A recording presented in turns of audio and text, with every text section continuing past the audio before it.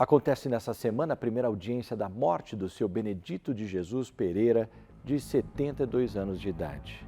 Vocês lembram dessa história, né? Ele foi morto depois de ter sido agredido por um morador em situação de rua há 2 meses na cidade de Sertãozinho. Uma história terrível, né? Uma câmera de segurança chegou a flagrar o crime.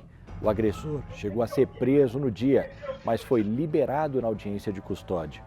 O Ministério Público pediu a prisão preventiva e, dias depois, Arlon Augusto de Oliveira foi preso em Ribeirão Preto. Olha o momento em que ele agride o idoso, ele chuta o idoso e depois ele vai embora. Tá vendo? Hoje à tarde, o promotor José Gaspar Barreto recebeu a nossa equipe e falou sobre a agressividade de Arlon. Acompanhe a reportagem. Rogério não consegue esquecer a cena de violência ao lado do comércio dele. Foi algo terrível, né? Tirou a vida de um inocente, idoso, a troco de nada, né? Esse promotor de justiça acompanha o caso desde o início.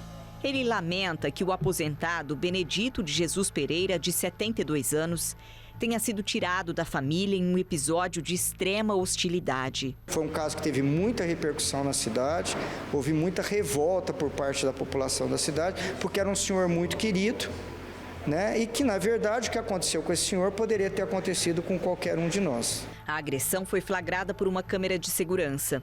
O conflito acontece no lado esquerdo da tela. O idoso é ofendido e é empurrado pelo homem. Ele cai no meio-fio e leva o primeiro chute na cabeça. A vítima grita enquanto é agredida e ofendida pelo criminoso. O agressor chuta o idoso outras 3 vezes. Pisa na cabeça da vítima, insinua ir embora, mas volta e dá um último chute.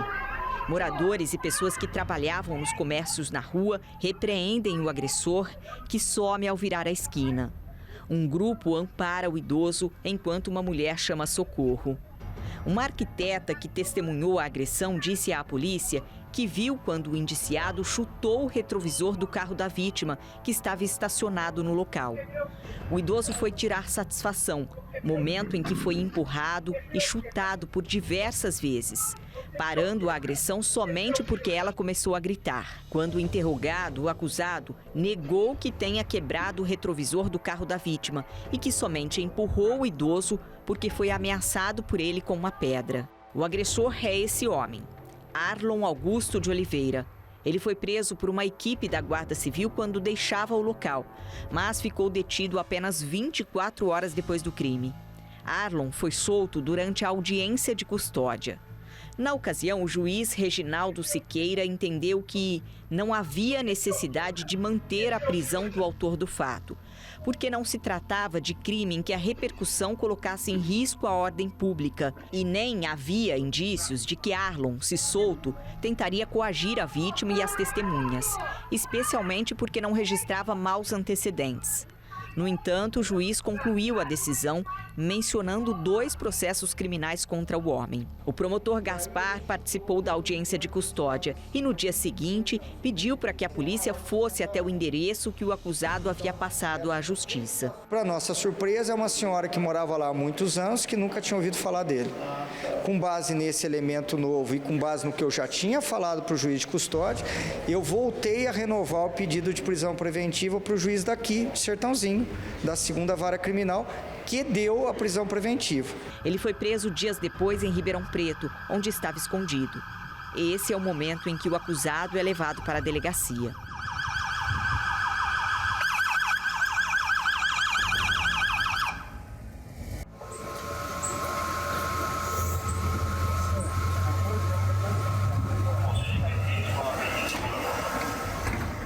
Seu Benedito permaneceu por mais de 2 meses internado na unidade de emergência do Hospital das Clínicas em Ribeirão Preto e chegou a passar por uma cirurgia na coluna, mas não resistiu. Veio o laudo necroscópico agora, provando que ele realmente faleceu em decorrência dos ferimentos que foram causados a ele. O acusado passou a responder por homicídio duplamente qualificado.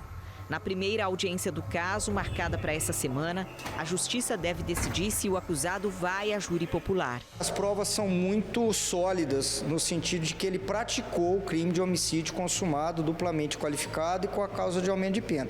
Então, a minha expectativa é que o juiz pronuncie ele, ou seja, remeta ele para o júri, onde 7 jurados, que são pessoas da população, vão decidir o destino do réu, ou condenar ou absolvê-lo. De acordo com o que o promotor pôde analisar, o agressor é uma pessoa extremamente perigosa. A gente não sabe as condições mentais dele, né? Mas quando ele deu a primeira versão, me pareceu que ele tem capacidade mental de entender o que ele fez e de agir de acordo com esse entendimento, né? Portanto, acho que tem capacidade mental, é imputável e, portanto, a tendência, o que o Ministério Público vai brigar é para que ele seja levado para o júri. E nós vamos postular perante o júri, se o juiz assim entender, de mandar ele para o júri, postular a condenação. O promotor é muito bem didático, viu? Obrigado, viu, doutor? É isso aí, esse tipo de informação que é importante a gente passar para a população, entender como é que a justiça age, como é que a promotoria vai conduzir esse caso. O senhor explicou de uma forma bem didática, bem simples de entender. E tanto acho que o senhor como nós, e a gente vendo essas imagens aí, já mostramos quando aconteceu e a gente revendo, causa ainda sabe, um questionamento muito grande. Como é que alguém pode fazer isso com uma outra pessoa, né? Matar o senhor desse jeito por causa de uma bobeira, por causa de um negócio de retrovisor, né? Como é que pode isso, cara? Esse cara não tem que viver em sociedade de jeito nenhum. Nós não conseguimos contato com a defesa do Arlon, estamos aguardando aqui. Se quiser posicionar, o Cidade Alerta está aberto. Mas vamos esperar para ver o que vai acontecer nessa história. A condenação, a júri popular, enfim, uma série de coisas que ainda tem esse questionamento aí por parte da promotoria e o juiz que tem que acatar tudo isso, né?